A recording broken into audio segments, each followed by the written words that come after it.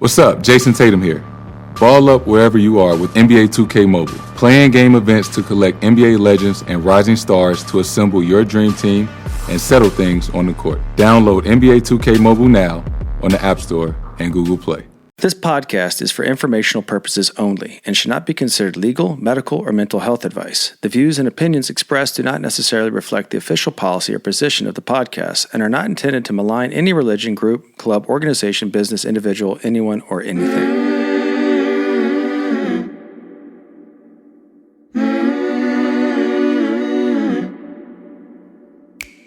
I'm Sarah Edmondson. And I'm Anthony, air quotes, Nippy, Ames. And this is A Little Bit Culty, a podcast about what happens when things that seem like a great thing at first go bad.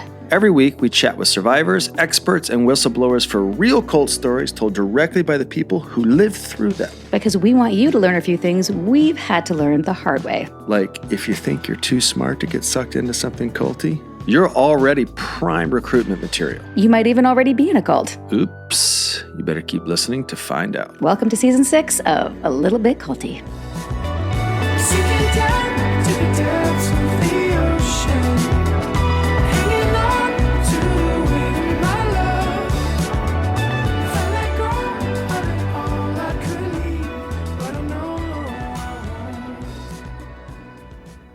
Hello, everybody, and welcome back to part 3 of our Grotto NFT crypto Bitcoin extravaganza. We're on the threesome episode of our 3-part series.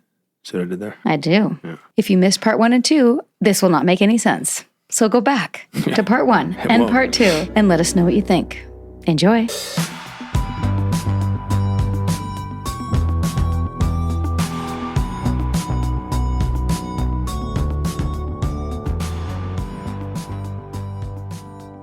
So welcome back, everybody, to part 3 of this complex and nuanced story. Charm, why don't we start with you? There was many, many red flags you shared that you saw, and you can see in retrospect now that you know what you're looking at. So tell us about some of the final things that caused you to pull away. The beginning of the end for me is Miami.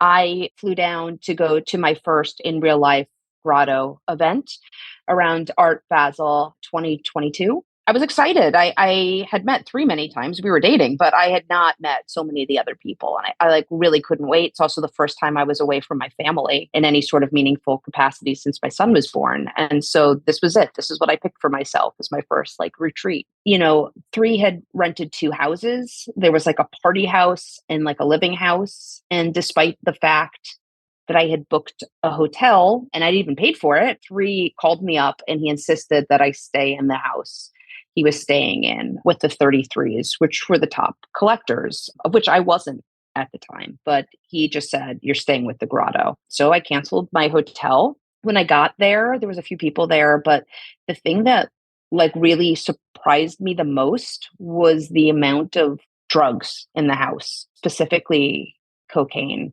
And it wasn't a surprise to me because there are a ton of jokes and memes and, you know, mentions of cocaine in the Grotto. But I guess I didn't understand how literal that really was and how prevalent 24 hours a day, morning, noon, and night, multiple plates of cocaine. And like, it was sort of shocking to me who doesn't do that type of stuff. You know, 3 had told me previously as a joke that he thought that when the Grotto finally came down, it was going to be because of a DEA raid. And again, I thought he was kidding. Like, I thought that was just bluster. And I had been very frank with him that I don't do that.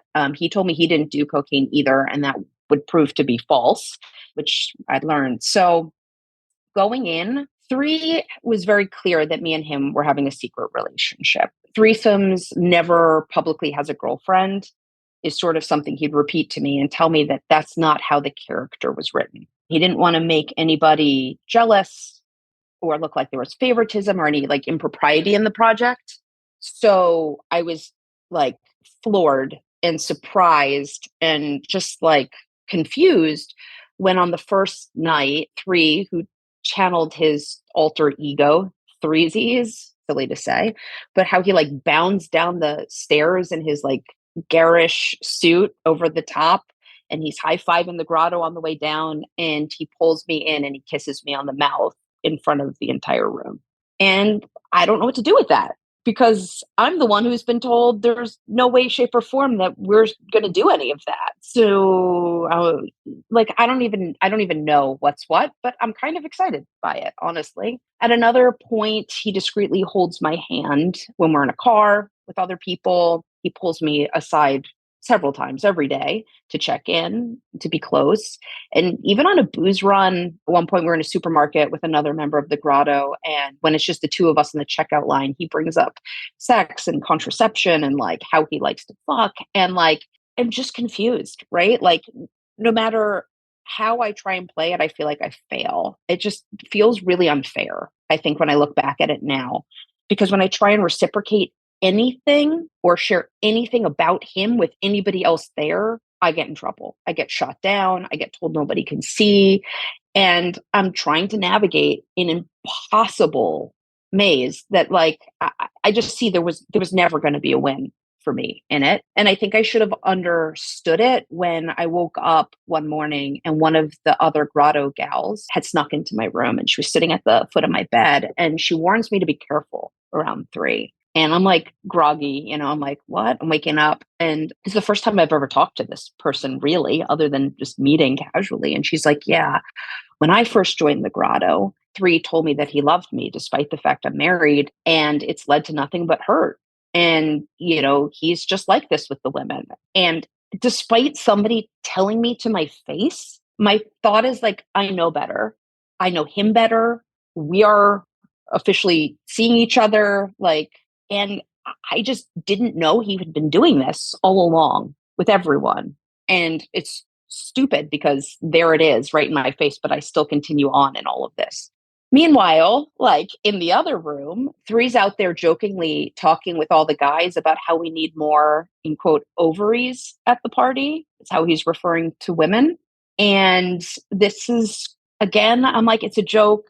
Kind of poor taste, but okay, he's just being over the top. He's swept up in it, I guess. But this is after the wives and girlfriends of the grotto are by and large not invited. You had to be in the project to attend. You had to own certain NFTs. So there were some women there who were investors and collectors.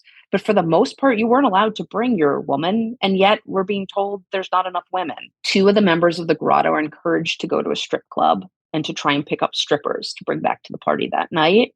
And I just felt like it was all kind of much and weird. Like, why can't we just all hang out and have fun and be in the community? Like, why do we need all this smoke and mirrors and show? But that night we get to the party house, and there's these 2 really young girls there. They're being referred to as the party girls. And I kid you not, I thought these were the strippers. I thought, hey, I guess the guys were successful and they brought these girls back. And part of the reason I thought that is they kept changing into these really skimpy outfits, like bikini tops and short skirts. And every hour or so they were in a different silly outfit.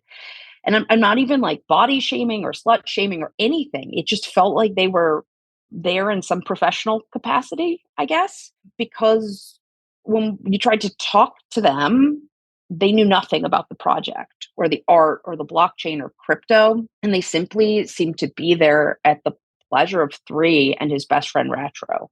They weren't otherwise really talking to much of anybody. I found out that they were 22. That is younger. I mean, Threesome was there with his time, I believe, his 19-year-old son. So people thought it was his son's girlfriends. It didn't look good, and younger at the time than his daughter. So, again, I didn't know this penchant of his for these younger women. So it seemed out of character and weird. And it wasn't just me. A lot of the men in the grotto who are married, who have daughters and stuff, were trying to understand who they were and why they were there. So I'm just, for the most part, trying to have a good time and ignore them and just do my own thing. And then that sort of all shifts. So 3 does cocaine. He ends up blaming it on the wife of another prominent grotto member. Oh, so-and-so made me do it, which is weird in itself. Okay, it's your party, it's your place, claim responsibility if that's what you're going to do. But that's how he's justifying it to me. He's sort of being an asshole. And then he follows the 2 22-year-old girls upstairs. He's gone for a while. I'm talking to other people. He comes back. He comes back down the stairs and he's like, this is so gross. He's touching his like fingers together, like his thumb and his middle finger, like opening and closing his hand. And he tells me that he fingered the blonde. And then he tries to touch me. And like, I'm not okay right now. I'm there with a guy who I think I'm with, and we're supposed to be in a secret relationship. And threesomes doesn't have a girlfriend. And now he's with 22-year-old strippers. I don't even understand. I'm like, that's not nice. Even if we have no relationship, that's not nice to do to anybody, female, male, otherwise. It's gross. And like, I'm feeling like upset, like assaulted. I can tell he's trying to gauge me. Like you can see him trying to read me if I'm upset. So at this point, like the house, the grotto is like, there's drugs, there's alcohol, there's almost no sleep. Food comes, but not at regular intervals. And there's like this delirium set in. And I'm not happy. I'm like definitely at the point where I'm like wanting this. What was so fun for a few days is now not fun. And then I get in an altercation with Three's best friend, Retro, after Matro had been on this multi-day long cocaine bender. I mean, so much so that he was bleeding out his nose at points, where he was wearing the same clothes when I'd see him at night and then the next day because he wasn't sleeping. And in this, I don't know what to call it, argument, altercation, situation, I guess, he tells me that Three fancies himself a womanizer. And he tells me that Three has been warned on many occasions not to DM the women of the project anymore, that the women always cause problems, and that last year Shayna had caused the problems because she had run out and that he had to run after her and fish her back and bring her back to Three. And like, I'm learning all of this in real time. I went in like, this is my first vacation without my kids ever. I'm excited to meet everybody. And what I like walk into is like just this horrible realization that nobody, like Three is not who I thought he was. And I'm just getting it from all angles. It's funny. I'm not okay. I go to remove myself from the situation. I start walking away and Ratro gets sort of aggressive and he starts following me and he's like leaning into my space and talking louder. And like, as a woman like that's scary. And another male member of the grotto, the only other person who was there at the time, diffuses the situation by literally putting his body in between us. And it's interesting that shortly thereafter, that guy was exited from the project silently by Ratro, not even Three. So, you know, the guy that came in and tried to defend me ends up getting, you know, silently removed. And that didn't happen until a little bit later, but go back up to my room. I'm uninvited from the next night's events. Three now knows. And I say, can I talk to you? He refuses to see me. He refuses to listen to me. He says, there's no way Ratro could have possibly scared me because he's so small. Well, I'm smaller. I'm 5'2". And that's not any indication. Somebody who is fucked up on 5 days worth of drugs is not exactly a reasonable person. So Three takes the young girls instead to the next party that I was supposed to go to. And he just starts getting mean and sadistic. And like, he was touching them, especially the blonde, and like just looking at me, hugging her and looking at me, touching her leg and looking at me. Like, you could tell at this point, there is nothing that he wants to do more than just like go for the kill. And I do not know why.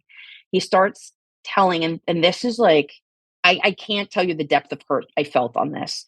He starts telling all my friends in the project how ugly and how annoying I am. And I think the supposition is like, have you seen the type of girls I can get? Why in the world would I be with her? Like, instead of the fact that we had been seeing each other, it's just like, I'm his age. You know what I mean? I've had kids. I'm curvy. I'm not thin. I'm not, young in those ways. And he just started telling everybody that I was like, in quotes, a troll and a 2 and all these like horrible things. And then that I was just there because I wanted to fuck him, that I was a groupie that I couldn't get a shot and that I was just throwing myself at him and it was pathetic and that I had ruined the entire week. So I go home and I go silent on the Discord and I'm really upset. I'm like trying to like figure it out with my husband, who's also kind of livid, but like it's not a safe space for me really to be discussing this stuff because it's just a whole bunch of awkward. And I'm just thinking I'm done. But I'm valuable because I have photos and videos of the whole week, including the drugs and the girls. And, you know, like I realize that now. And so what I would say, and I'll try and keep it, you know, I know it's a long story, but this is where I see like the trickle down sadism of the project because the second in control Fruton reaches out to me and he feigns concern. And it's like that, you know, like the Stanford prison experiment. Like if you give somebody power, even if it's just perceived, they can wield it in really cruel ways. And so he tells me that he's there for me. We get on the phone and I tell him all about the retro situation, but not even about me and three, because like I'm still protecting this fucking guy. Like I don't even know. I'm like scared of him. And well, anyway, he records the call and I feel violated. Like it's so violating to have somebody reach out, say they're there for you, and then just record it. And at least I presume he did because three told me that he did. And he yelled at me really hard about it when I finally did meet him in real life afterwards. How soon after you leaving Miami and this all happening did you meet him again in real life? It was a little over a week later of me not being in the grotto at all. And the reason, I don't even know, I should have just been gone, is that I felt like I needed to prove that I was the better person. And I did have all these photos and videos. And at the time, maybe they were going to make a documentary or whatever they were going to do. And I was just trying to be professional and show that I wasn't this horrible person that they all thought I was. And so I go and like, you have to understand, he's a big dude. Like, I don't even know, like somebody can speak to, like, I'm so short that everybody just seems taller than me, but three is just big. And like, I felt like just like so small, like saddling up to him, but I was like, I'm going to state my case. I'm going to be brave. I'm such a conflict averse person, but I'm like, I've hit my point. And I try, and it becomes this gaslight fest. He tells me he's been trying to break up with me for months, just blatantly was not true. He told me that he'd been trying to get out of our relationship, but he never said it out loud because he didn't want me to feel not special, but I should have just known. But it was like so incongruous to the dates we had been on, to the phone calls, to like, it was just like revisionist history. It's like somebody telling you that the sky isn't blue.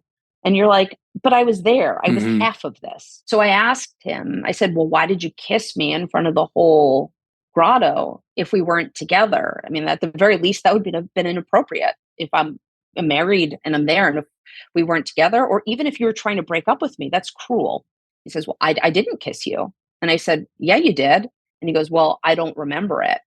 And so I show him a video that somebody had taken of him kissing me. And he just blows up and he's like, who took this? What do you want? Is it money? Are you extorting me? And I think I understood at this moment that like you couldn't win. It was always my fault. It's a secret relationship, but I'm going to kiss you in front of everybody. Then when you try and kiss me later, I'm going to just throw you down. When I'm going to deny doing it, then I'm going to say I don't remember I'm going to do it. And then when you can prove that I did it, it's your fault because you're trying to extort me.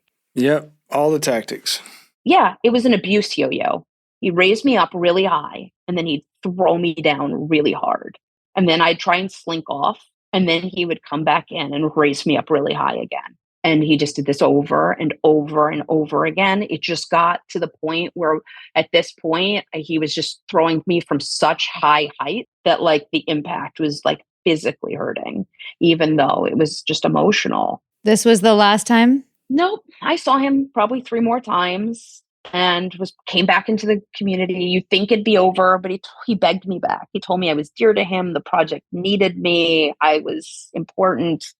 And I would just try to be his friend. And I think, I'll try and keep it short because so much happens, but I just decided I'm not chasing him anymore. And I'm just going to be a collector. And then it starts to be where he starts like texting me that like my gameplay is bad. And it's like, I'm like, damn, I can't even spend money right. Like I can't give him money right. There's nothing. I can't be his friend. I can't be his girlfriend. I can't be his, like, there's just nothing. Right. And I do see him again, and he's shitty to me and he's shitty to other women. And I see him being shitty to other women. And it's almost easier to see the abuse he's doing to them instead of me. And the last time I saw him, I'm going to skip over some of the middle, but the last time I saw him was like, I was not doing anything romantic or sexual at this point with him. Nothing, like just trying to be in the project. And it's like, because he didn't feel like he was getting as much of my attention anymore, because now I was putting it back into my own life and stuff, he starts again, I need you, I miss you, I want you, I can't stop thinking about you stuff.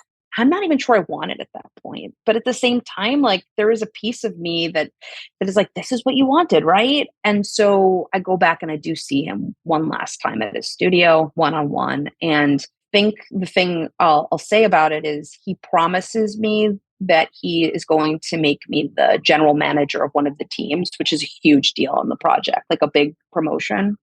And I think he waits for me to be like flattered by it. And then he turns and he says to me, you ruined everything. And I just waited for him to be done. I knew he had to say it out loud before we could proceed with the rest of the conversation. Like I just had to, like, if I could just blunt that emotional punch and just let him, like I was doing it for him because I knew he needed to be terrible to me first before we could move on. And at that point, I just think I started going through the motions and I was done. And even though I still had a lot of feelings for him, and it was really hard because I didn't want to be thrown out of the community and I was so financially and emotionally invested in it. You know, what happens is Shayna ends up posting something on Instagram in a story that I can read into. Like I know the Grotto jargon, and I'm like, wait a second, it sounds like they're having problems, but they're not together. And so I called her, and within, like, I wanted to dislike Shayna, all the things the three had told me about her, and within 5 minutes, I just knew everything. She knew everything. Like he was doing all the same shit to both of us, and it was like the dams just broke, and we started to compare calendars, and we started to compare notes. And I hate the fact, like, Shayna and I have become really close in this. Like, she's one of my favorite people in like the whole world. And like, and the thing that like makes me cry is the whole time I was telling him, I wish I had more female friends in Web3. Like, I wish there were safe places to like be a woman here. And he was like telling me that it wasn't Shayna. He couldn't have us talk. And it's like, in a way, I feel like he blocked me even from a real friendship. Like nothing good came of it. But you know, we unfortunately figured out very quickly, and we had suspected that maybe Kat was in that too. And I'll let them talk about these calls because I've been talking for a long time. But it was really hard for me with Kat because she's the same age as my daughter. Like they're 3 months apart. And the idea of of like threesomes touching someone my daughter's, it's the inequity. It's so unfair. It's the 22-year-olds were bad, but they likely were flown down and had some idea of what they were there. There was clearly some sort of, whether it was drugs or money or being taken care of, excitement for them. Kat was just innocently caught in the crossfire. So I just stopped talking to three. He was texting me and he was DMing me and he was reaching out to me, and I just wouldn't respond. And I listed one of my cards for sale. I'd never done that before. And after 3 months of hearing almost nothing from him because he had sort of vanished, I heard from him within 7 minutes after I listed the first card for sale, and he knew something was up. And that was it. And I've not spoken to him since. And I've wanted to like yell in his face and say, like, I know you think you're smarter than all of us. I know. And it's just like, I know you delight in duping people and fooling people, but like, we know it all, dude. Like, we know so much. But I didn't. I just let it go because I think in a way it's better left unsaid. You know, I'm not gonna put myself back there. There's like a point where you begin to doubt whether this person is for real. To actually like fully grasp the moral bankruptcy factor of somebody like this, most people would think that you're absolutely paranoid to truly be embracing ideas like that about somebody that you know really well. That's part of what's so hard about like placing all of these facts together and comparing all of this. Like some of this stuff is like beyond what it seems to be human almost. Like comparing the schedules like she and I did about like when he was talking to certain people on certain days, when he said that we were like broken up or having a fight or not or whatever. Like there's a certain point where like the duping factor from one individual is just absolutely uncanny. Like how can somebody pursue me every day, call me every day, middle of the day, morning, noon, and night, all the time, keep track of me all the time, talk to me all the time. It's almost never me reaching out. It's always them reaching out to me. And yet they live this completely duplicitous lifestyle all the fucking time, have multiple other girlfriends that they managed to suppress the truth about.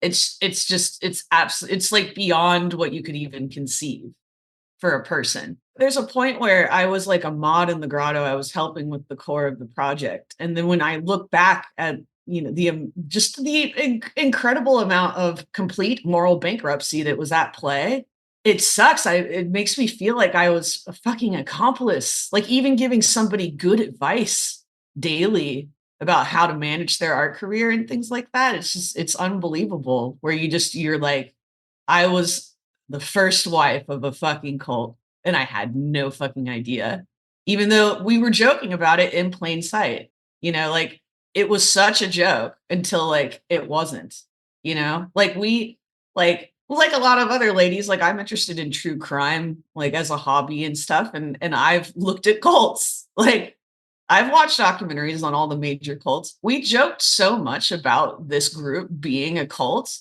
that it became like an extravagant extravagant LARP. And like, I started showing him cult documentaries. We would watch them on the phone every night. And like, there was this point in time where I went out of my way to find a really good one on Jonestown because there was a joke where stylistically it was just funny. They kind of look alike and there's a few things like that. And at the very end of it, when it's showing the helicopter shots of all the bodies, he goes, well, yeah, but I don't actually want to murder people. I was like, he's for real then. Who would even compare to that level make that genuine of a comment at the end? It made my skin crawl. It's like, how long were you the first lady? I mean, the whole time, I guess. He's a construct of a human being is what it ends up. So he tells everybody something different. About a year or so? 2 years. 2 years. Okay. But then again, he was telling certain people that we were together when it made him look like official, when it made him look better, when it gave him business opportunities, when it made him seem like a genuine human. And then to other people, I was like some girl that was chasing him, which is really, there's like a complete phone log of him heavily chasing me the entire time. I think we kind of joke that, and it's not really a joke, but Shayna's really wife one. I'm maybe wife two, or sometimes we refer to me as the Grotto Queen, because I think like I was there to like make the guys spend more money and to like entertain a little bit. And Kat was a secret. I mean, just totally hidden on the side. But yeah, it just felt like there was a hierarchy and we all had a different purpose with him. I think Shayna was really the closest thing to a real relationship that he's maybe capable. I think I was there to mother him when he felt down or needed assurance. By the way, I think he had things that he needed from FOMO too. And some of the guys, like it's not just the women. He compartmentalized all the different needs he had. And he also put different secrets into all of us, because if you ever had the whole picture, I think it'd be shocking. This podcast wouldn't happen without our amazing, supportive, generous patrons. Are you with us? Come find us over on Patreon at patreon.com/a-little-bit-culty for bonus episodes, exclusive content, and the occasional Zoom with our fan favorites from our past episodes. It's a lot of fun over there, people.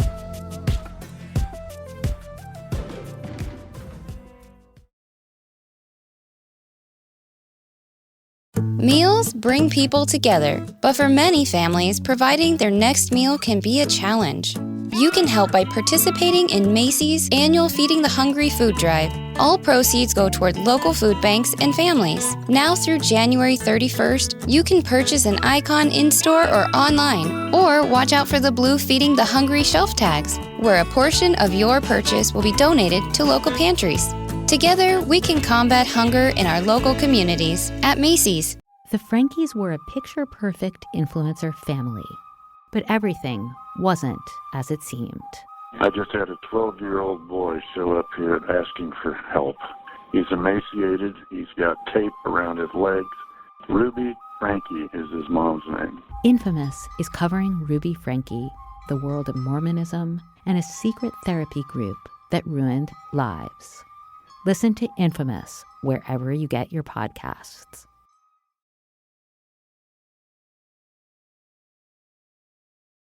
You've heard from our sponsors. Now let's get back to a little bit culty, shall we? Kat, how did you get out? What was your waking up process like? All right. It started getting really dark, basically, in general. Like, I told that his rage was getting out of hand. His behavior got really unattractive towards me.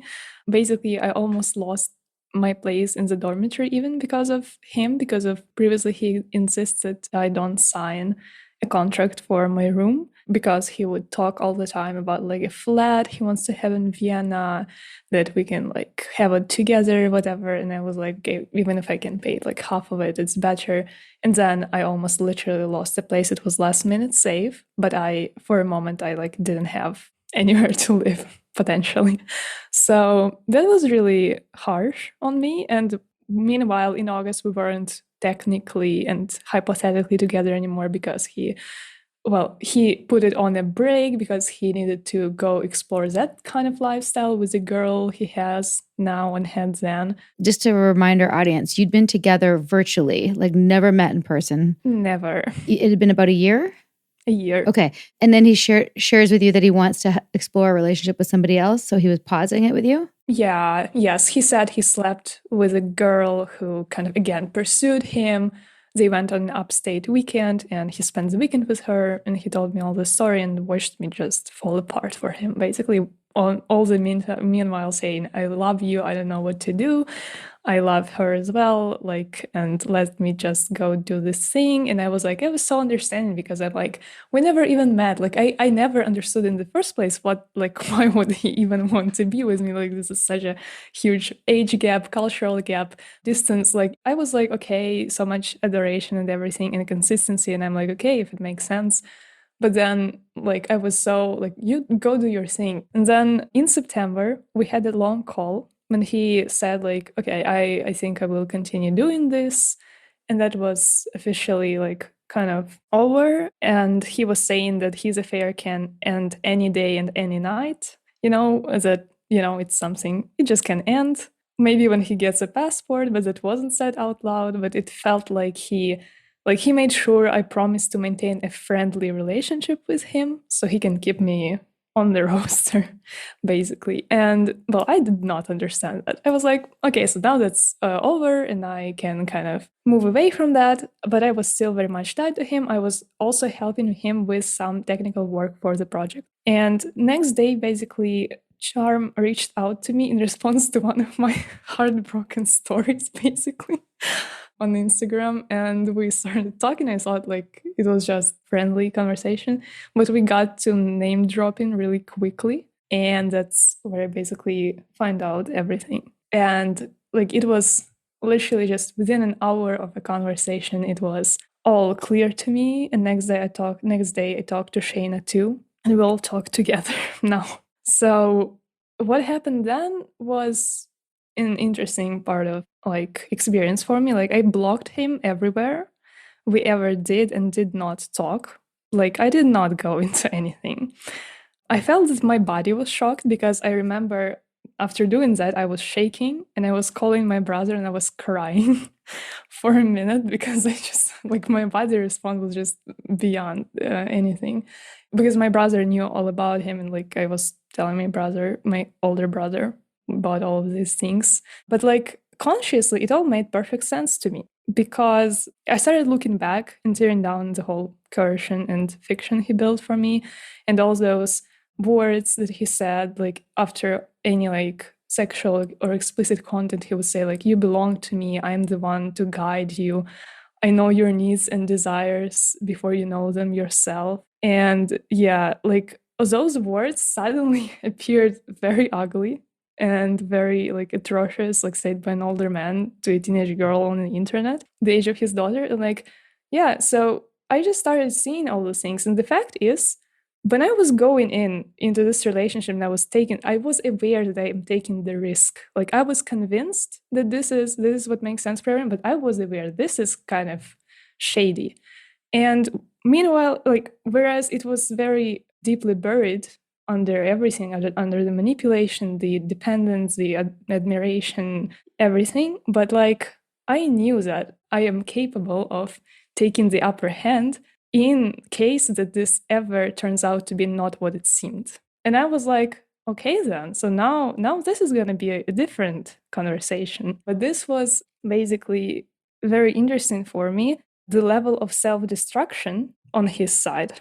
Because when I saw all this situation that we're in, I kind of understood that there is no way out for him out of this. Like I could not understand where all the intelligence went, that we were living in this shade of greatness of this almost omnipotent person. But what I saw, like I never hide who I am. And I would expect if you are taking advantage of me, you gotta be at least paying attention, because to play me is not a smart decision. It's not a decision of a smart person. Like a smart person doesn't do this. And that's where it kind of started like falling apart for me, this whole illusion of, oh my God, like it's so scary. It's so scary. It wasn't scary anymore. It was like scary on inertia, but otherwise I just saw that it's a really bad situation for him. And I have enough power. I have been granted by him enough power to eliminate him like in a minute.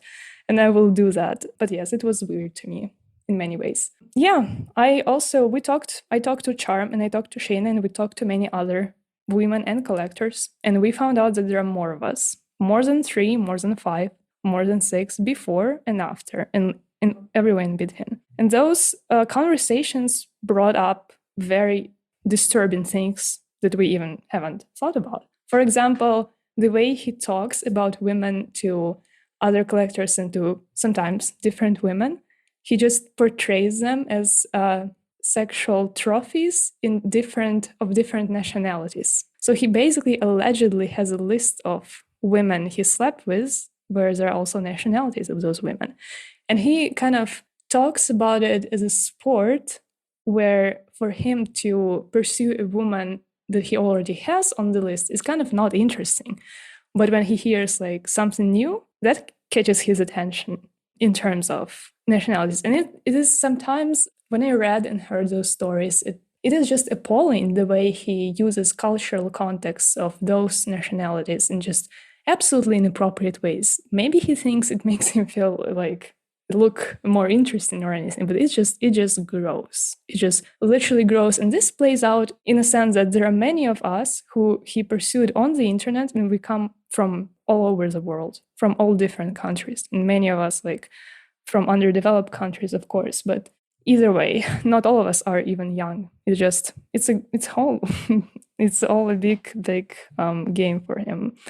And also the other thing that we found out is basically how the cult structure that we analyzed, it was like we had evidence that it was very intentional, because with one of the first big collectors and women he affiliated himself with and pursued like that, also on the internet, also from Russia. Well, yes, it was a conversation of them talking about, of her like not understanding if he's joking and asking like, what do you want to like make it bigger than the project? You want to like extend it? And he says, yeah, life destinations, cult compounds, like, and he says like an ideology. And he answers, well, I already have an ideology. I tell them to hate this artist, they hate this artist. So basically all those things he considered using psychedelics at some point to control people. With me, he would talk about mythology, and he built a mythology in the project. Like we were talking in the beginning, which I saw as just an interesting approach to building a community and an art project. But no, it is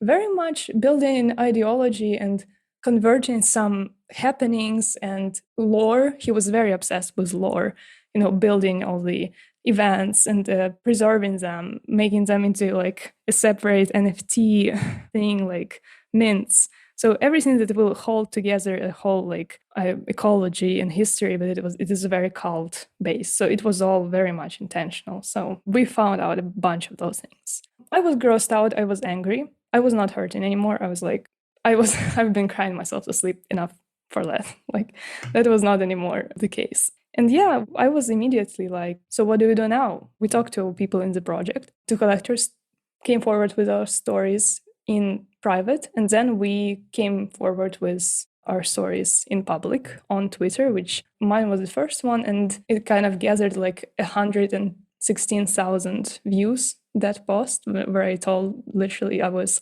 groomed by a 45-year-old man when I was 18. And it's like, it was hard for me, but I was very intensely reacting that I need to avenge my boundaries. And this is the part of the healing that started happening, because this acting on anger and being able to avenge the boundaries that were being pushed and neglected and disregarded for a year, it was important. It was really important. It gave me all the biggest amount of healing that I was able to finally stand up for myself, because my body was completely shocked from this, honestly. So yeah, anything else about the finalization of this whole story, maybe other people will add more, but a lot of things happened, but it tore his project, like substantially tore it down.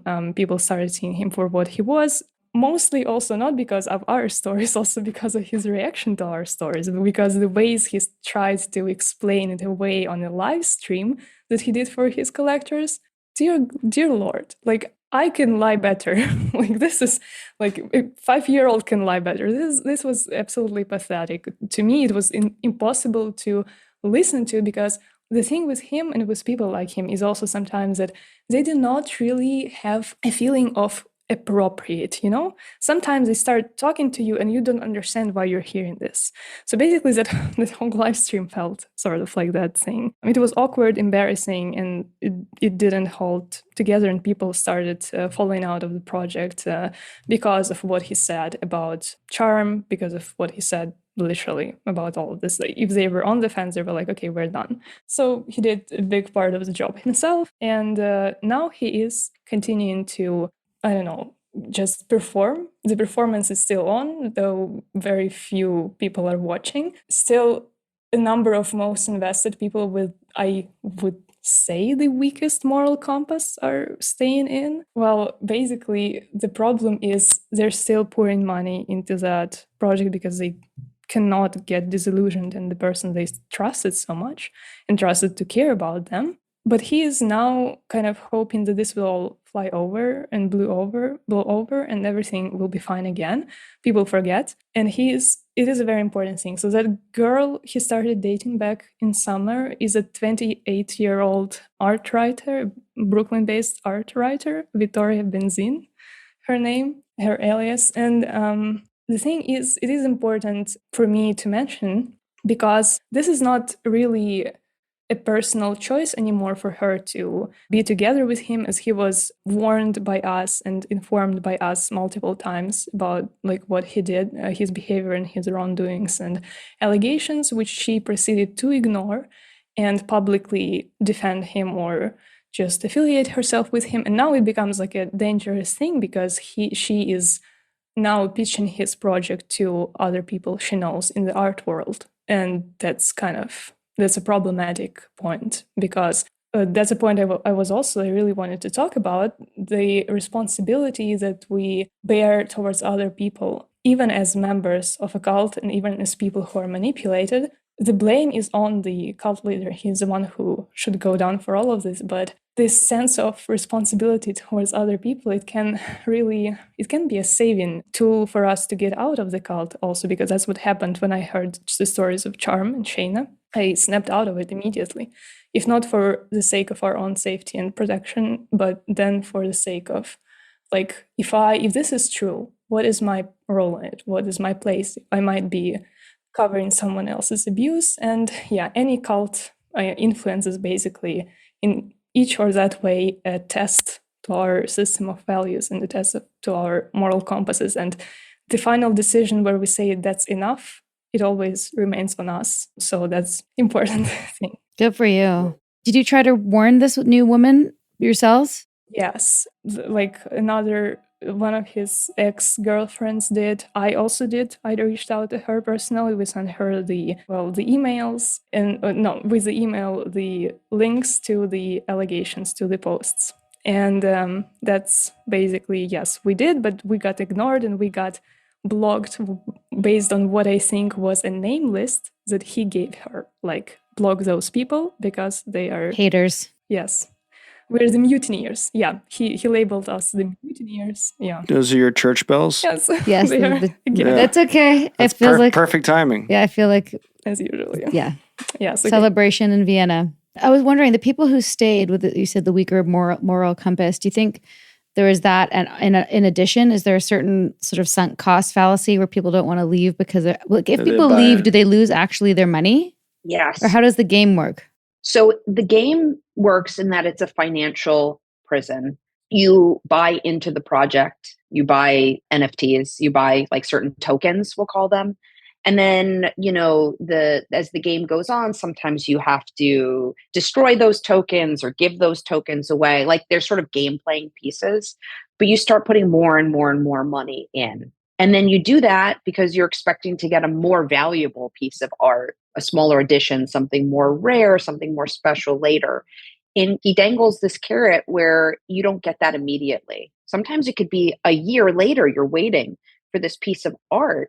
So at any point to leave the project, you're walking away not only from the money you've spent so far, there's also all the cost and the value of these assets that have yet to be delivered. And it is genius as a trap, because to get to that piece of art, there's going to be 10 more loyalty tests, several more spends, and all these other things in between. And then only people, as he called, in good faith, like in good standing, only Grotto members in good standing could get the art.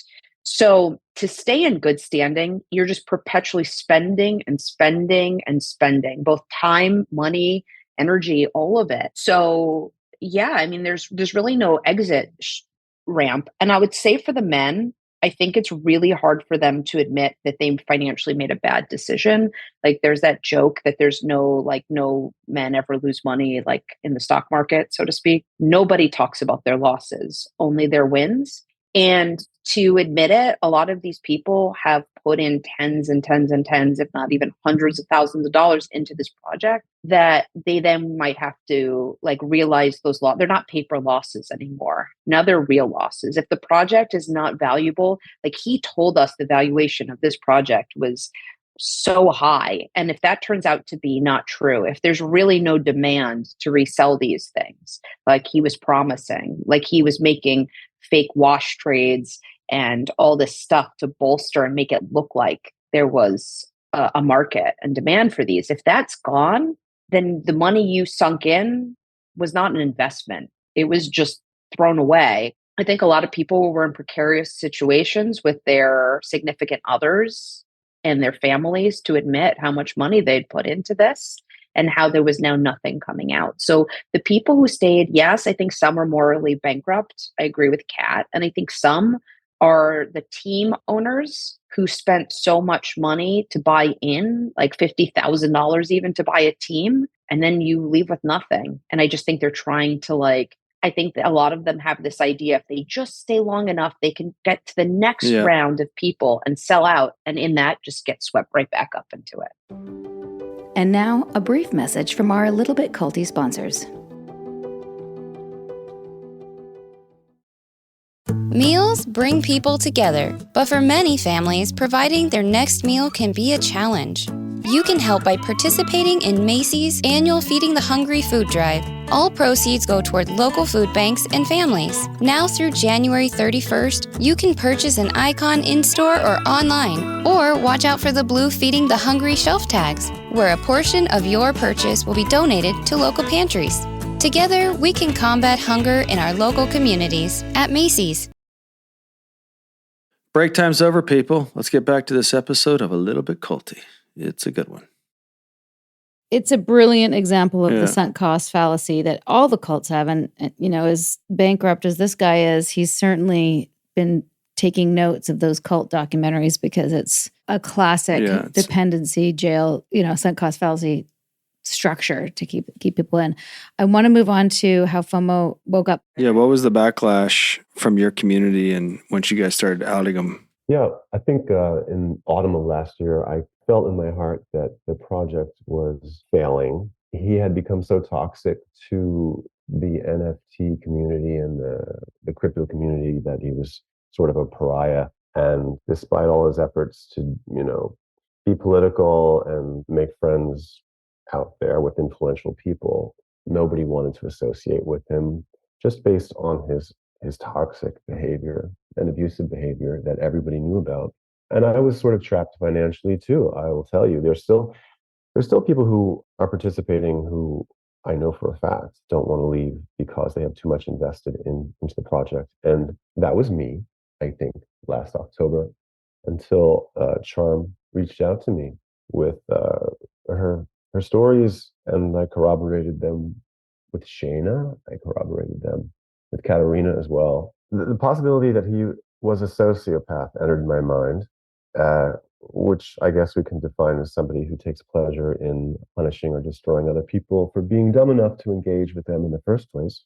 The fact that the victims can't discern their insincerity and misrepresentations is proof that they deserve to be made into a victim. And I kind of saw he was treating the women the same way he was treating the men, even though the men weren't involved in romantic relationships with him.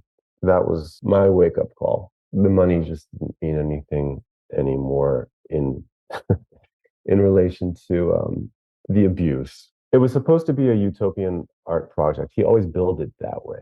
This was a utopia to protect us from the people outside who actually wanted to take our money and hurt us. But at the same time, this is a quote, "We participated at his pleasure." He repeated that so many times to drive that home with us. We were there at his pleasure. I think one of the red flags that really disturbed me the most was I saw him torture someone psychologically. It was at his open studio in Brooklyn that he hosted, and the collectors came by, and I watched him put somebody on the spot, and he asked that person trade a very expensive piece of art that was prestigious for one of his own tokens. And if that person didn't agree to that, there might be some serious consequences. And the person was in a lot of distress. And it was funny at first, but then it was clear that Reed was enjoying it. You could really feel the mean spirit and the pleasure in making this person humiliated in front of other people. That was long before Charm's call to me, but it just sat in the back of my mind for a long time. You know why? Because I realized that person who was being tortured could easily be me one day. Mm-hmm. And for one reason or another. So that was a very, very bad thing that sat with me for a long time. And were you already out by the time that Charm called you, or were you on the fence, or what was your involvement at that time? I was not out. I was very close. I had actually not paid my invoices for some of the pieces, which I knew would have dire consequences, even for one of the top collectors like me. And incidentally, I mean, I have paid thousands and thousands of dollars for pieces of art that will never be delivered to me because I decided to not participate anymore as of November. So this is actually a story about theft as well. I'm not sure if we really covered that. A lot of people are owed a lot of things that they paid money for. Yeah, I was going to ask, what kind of recourse do you guys have? It's a criminal story. The question is the person criminally insane? I mean, that's something else that you need to ask. I mean, I don't know. I don't have the answer, but it's a question that's on the table. Sorry, quick question about that. Has anyone gone to the authorities about the criminal aspect of, isn't that fraud? He told me a story from over 10 years ago about getting canceled in the corporate world by a group of women.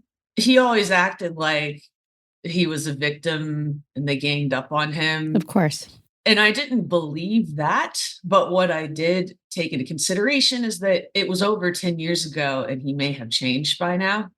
They don't change. And apparently they don't change. Yeah. But there is a pattern when you look at his life.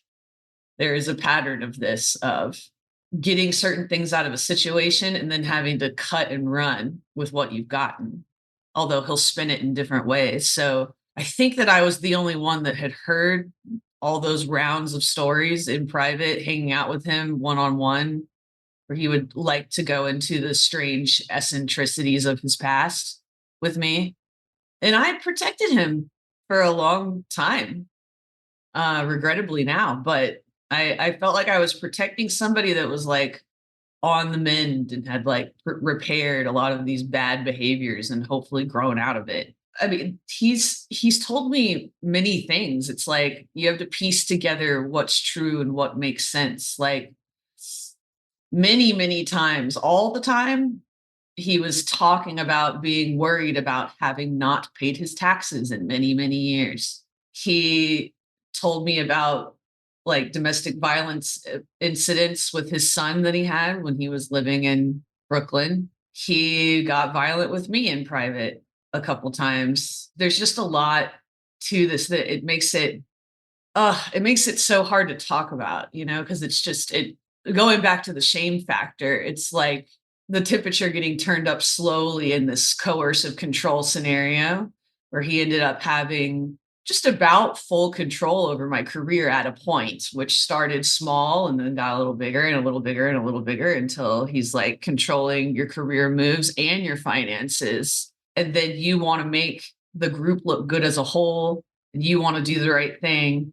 And so as a mod in the Discord, as somebody that like actually helped build the project itself all the time for him over 2 years, like I ended up just turning the volume down on myself and just kind of being there and being like not even really seen or heard, though, just to be more and more helpful. It's just amazing how somebody can condition you to just kind of fall right into a place that's not even you. I feel like we all identify with that. Oh, yeah. Absolutely. Yeah. Us too. It wasn't even us. Stephen Hassan talks about the like pre-cult identity and then the cult identity. It's like this mask, right? It's not you. It's this persona you become in the group for all the different reasons that, we join in the first place. The community, the financial benefit, the being a part of something, the art, the values that are important to you. And those are always going to be the thing that keeps it together and why you don't notice the temperature going up because of the good things. Or there's enough good to justify the bad. Right. And also because you're a good person, Sheena, you project that goodness onto him. That's why all of you assumed so many of the things he was saying was a joke, because you couldn't even imagine that they would be real, right? So, and then the good, why it's so shameful, I think, just again, projecting, is that when you see what you see now, it's so obvious, but you there's no way you could have seen it because of, if you remember, your goodness protects you in some ways until you can see the whole picture. And part of being able to see the whole picture is because you started to talk. Well, I know actually Charm reached out to you, Sheena. How did you see the whole picture? Because it sounds like you woke up first. Yeah. Is that right? I didn't expect, when I started putting everything together, I didn't expect anybody to believe me. I hate admitting this, but this is not the only abusive, coercive relationship that I've been in, although I didn't realize that this was doing it all over again. So when I put it together, I was like, here it is all over again. And last time, nobody believed me. So I had to sit in the dark with it for years and just kind of repair my collapsed life from that scenario in private. The redeeming aspect of the way it went this time was I got so much support. People fucking believed me. Charm believed me. Like we got on the phone. It's the first time ever. After like knowing her in this community for so long, but we were just pitted against each other in these subtle ways where we weren't allowed to talk. And then we were on the phone for like less than 5 minutes and I could feel that we fucking got it, like it was insane. It's so stupid to hear myself see this, but like I knew very early on that it was a bad situation because the violence incidents in private with him began merely a month into me knowing him. Violent in what way? Like physically? Yeah, like it started ramping up slowly over time, where it would be rage outbursts at first. Very surreal, didn't make any sense, like sometimes what it was even over, you know? Then it escalated to he would get mad and throw a thing at the wall and break it. And then it would escalate to him throwing a big thing near my head at the wall. And then it escalated to him getting in my face, and I asked him, "Are you going to hit me?" And he was like, "Maybe." We probably had about like 6 major fights where we quote unquote had broken up for like one night or something. And then he would always beg for me back. In the spring of 23, like I remember that he asked me to move in with him, to move to Brooklyn. And I heard myself saying to him, "No, I can't live with you in Brooklyn because what if you get rageful with me? I'll have nowhere to go." Which is just such a weird thing to like actively negotiate with somebody. And then like we weren't breaking up in that moment. It was and he kind of acknowledged it. It was just it's hanging, but there's so many like power plays and stuff hanging with a thread, like career and money and controlling our image and trying not to reveal this to the world because that's fucking embarrassing and weird. And I'm not trying to crumble his empire, et cetera, et cetera. But like, that's kind of when I think that he started very much actively looking for some other like Trojan horse scenario to jump into, because it ends up that the trend that we keep seeing is like this femme washing trend where like it makes him look pretty good to surround himself with certain women, like professionally or whatever. So I know that that is a really tough spot for you. I didn't know till after he threatened to kick you out of the house and you didn't have another place to stay. And I know that's happened a few times. Oh yeah, he's done that many times. He's turned my own friends against me that I knew first. He's physically threatened me. He controlled my career. He would do weird indirect threats too. Like he had a bad relationship with his third wife, and he would tell me things like he should have had her killed because her speaking out about him like continues to be a problem in his life. So these are things that come to mind when you think about speaking out, that possibly, like, you don't know if this person's full of shit or not, but possibly they at least decided to actually say that they would consider doing such an insane thing. Right. That's a real threat. I would take that as a real threat. What do you hope our listeners take away? Are you all getting justice anytime soon? Are you hopeful? I think part of it is a catharsis of just putting it out there into the world. Like I said, we've been so scared of him that just saying these things out loud feels just right. Like just to show that we're not scared anymore. And there is a narrative that he's telling his community that this is just a bad breakup story with Shayna, or this is just a bunch of women who are jealous and want him and all this stuff. And it's not that. It's really a story of, as everyone says, it's abuse, it's financial imprisonment. I mean, it's a million things that are nefarious and bad. And I think we want to set the record straight. Also, this is something FOMO and I had talked about, is that like NFTs are here to stay. We actually love crypto. We love the promise of new art and new currencies and on this new Web3 culture. And in that, there unfortunately are going to be times and places where these scams and these cults can take place in a new way. And I want to make sure that others don't do it. Let us be the ones to have done it, to warn others. And I'm not a confrontational person, but I do like justice. Justice is something that is like baked into me. And this has been so unfair and one-sided. And yeah, I'd like to see him come to justice. He's walking around with a tremendous amount of financial assets and money without having delivered goods to people. Not even that I think we want them, but the point is like we were sold a bill of goods, right? And we were really hurt in that process. And I just, I hope the people that are still in the project, perhaps if any of them hear it, they can know that this is not the simple story of like jilted lovers who were old enough to know better. And therefore it's just not, we just wouldn't be doing this and putting ourselves at risk. No. Otherwise. Now, one of my deepest fears is that if this is just an episode in his life, he will evolve into something else next. And I mean, we see that pattern. We know his prior history to this, and it's just going to keep going on and on. I mean, it would be nice to save some victims. Absolutely. How much do you think he's bilked from people? Like thousands, millions, hundreds of thousands? We've talked about this, and I would estimate it to be between $1.5 to $2 million. Wow. Well, I'm sure you don't want his art, but maybe you want your money back. Yeah, we would all love our money back. And look, and possibly more, because, with that money, then he certainly invested that money into other things, of which he's entitled. But, as to what he has versus what he's reported, what he's paid taxes on. I mean, we don't know the specifics. I don't want to get into any trouble legally, speculating. Mhm. But, he's even said it publicly, joking about not paying taxes on his LFGs. So we just know he has a lot of assets tucked away and hidden in various spots.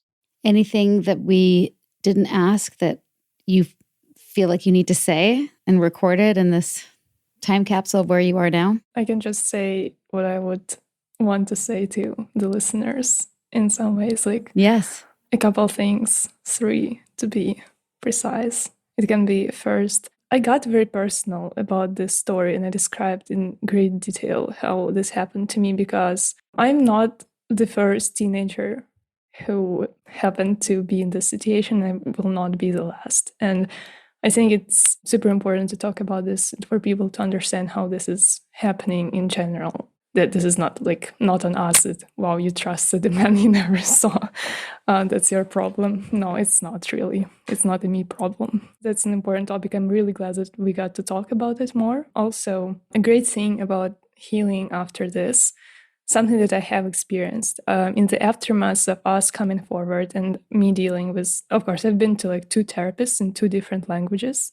That goes without saying. But also, I started feeling like I cannot trust myself, and I cannot trust my own judgment about other people. And what happened literally in the aftermath, next weeks, I met a wonderful person, and I also kind of started catching feelings, started hanging out, a guy from a group of our friends, and it turned out to be, well, I was very scared. I was like, I cannot do this again. I cannot do a relationship. I'm not ready. I'm such a wreck.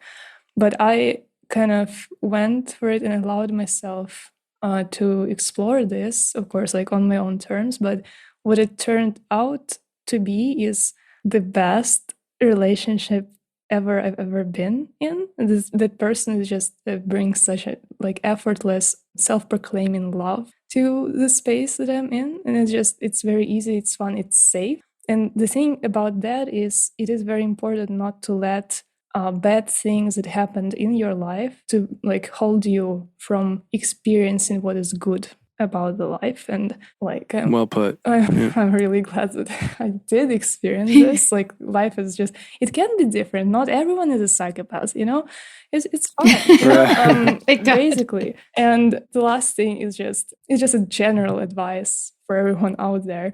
If you cannot do it properly, for God's sake, do not start a cult, because those tend to end pretty ugly. Thank you. So glad that you Wisdom. found what a lovely positive note to end on, that that you can go through this and still find love and learn to trust yourself again. That's really, really beautiful thing, Kat. And so sorry that this happened to all of you. And thank you guys for sharing your stories. It's not easy. It truly is not. Like what you hear, do you? Give us a rating, a review, and subscribe on iTunes. Every little bit helps us get this cult awareness content out there. Smash that subscribe button. You know you want to. What do you think, Sarah? Discord? Well, first, Discord cults, are they a thing of the future? They are. Are we going to be doing more episodes? We will. And first of all, I also want to thank the TED platform for giving me the opportunity to do my TED Talk, which brought me into contact with Charm, who was the first person to reach out from this group and start chatting with me and say, holy shit, I was in a cult. And that's always a hard thing to recognize. And I appreciate the tenacity and fervor in which she decided to rally the troops and make here. It happen. And make it happen. The Edward Talk is turning out to be a great resource. Why do you call it the Edward Talk? Because TED is short for Edward, isn't it? Oh, okay. Eddie. Brilliant. Ed Talk. On that note, please do give our guests some love and support. And if you are listening to this and you happen to be a member of the Grotto or connected to Jaime in any particular way, and you're like, is this a cult? Is this not a cult? Play this for them. Play this for them. But also I want to say, like, it doesn't even have to be a cult. Are you in a healthy dynamic? Do you feel good doing this? Do you feel like this is good for you? And this is sort of my new thing right now. Let's just even take the word cult off the table. That's a good point. Is this a toxic or a healthy dynamic? And just from the outside, it doesn't look healthy to me. So take care of yourselves, people. If you're not sure and you need resources, please don't forget we have a resource page, littlebitculty.com/resources. That will go really nicely with your new silver and black, a little bit culty fanny pack, now available for the inner circle. Fanny packs are making a comeback. Which also comes with a Discord channel, which is also not culty. Not yet. Not yet. Until next time. Bye. Sinking down to the depths of the ocean. I'm hanging on to the weight of my love. If I let go of it all, I could leave, but I know I won't. Thanks for listening, everyone. We're heading over to patreon.com/a-little-bit-culty now to discuss this episode. In the meantime, dear listener, please remember, this podcast is solely for general informational, educational, and entertainment purposes. It's not intended as a substitute for real medical, legal, or therapeutic advice. For cult recovery resources and to learn more about seeking safely in this culty world, check out a-little-bit-culty.com/culty resources, and don't miss Sarah's TED Talk called How Cult Literate Are You?